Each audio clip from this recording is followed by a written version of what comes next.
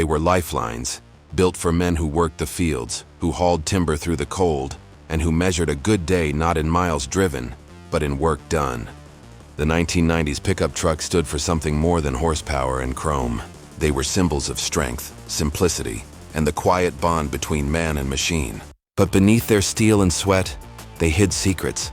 Small engineering marvels that most people never even noticed. Welcome to NextGear AutoZone. Back when the world was slower, trucks were simpler, yet smarter in their own way. No digital dashboards, no sensors watching every move. Just pure mechanical intelligence, built by engineers who understood the rhythm of hard work. And today we're uncovering those hidden features that made the 90s pickups truly unforgettable. Let's start with a feature that defined control: manual locking hubs. Most people saw them as ordinary knobs on the front wheels, but those who worked the land knew their worth. They let drivers manually engage four-wheel drive, giving total control over traction on snow, mud, or steep ground. It saved the axles, protected the drivetrain, and gave drivers confidence long before electronics took over. It wasn't flashy, it was reliable, and that's what mattered. Then came the dual fuel tank system, a marvel of practicality found in certain Chevy and Ford models.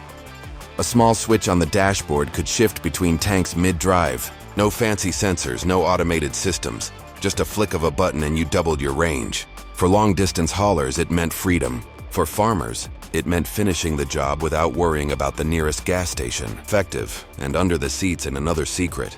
Hidden storage compartments designed for tools, ropes, gloves, and even the old metal lunchbox. No plastic bins, no cup holders, just rugged space made for real workers. Every inch of those interiors had purpose. Nothing was wasted. Nothing was there for show. Open the hood of a 1994 Ford F-250 or a Dodge Ram 1500, and you'll see another wonder: accessibility. Everything could be reached by hand. The belts, the filters, the bolts. It was an open invitation to every weekend mechanic who believed in fixing things himself. No need for diagnostic computers or encrypted software. Just you, a wrench, and the hum of an honest engine. Even the ashtray and cigarette lighter had a story. Back then, it wasn't about smoking. It was the first universal power outlet. Truckers used it to charge flashlights, CB radios, even farm equipment batteries. That little socket was the heartbeat of the workday. Small, yet essential. And for diesel lovers, the cold start system was the hero of winter. When temperatures dropped below freezing, drivers turned the key halfway to warm the glow plugs. It took patience, a ritual every farmer knew by heart. Wait for the light, then start. It was a small moment of respect between man and machine. A shared understanding that real power doesn't rush. Inside the cabin, everything felt solid. Heavy knobs, thick levers, steel that aged like good whiskey. Every sound had meaning. The click of the parking brake, the whine of the gearbox, the thump of the door closing like a promise. Those trucks didn't whisper, they spoke. They told you when they were happy and when something was wrong. You could feel the truck, not just drive it. And that's what made the 90s era special. It was the last generation of trucks built by craftsmen, not committees. Before computers replaced instincts, before touchscreens replaced torque. Those machines were extensions of the people who owned them. Proud, resilient, and a little rough around the edges. Ask any old rancher or trucker, and they'll tell you. The day they let go of their 1992 Silverado or F-250 felt like saying goodbye to an old friend.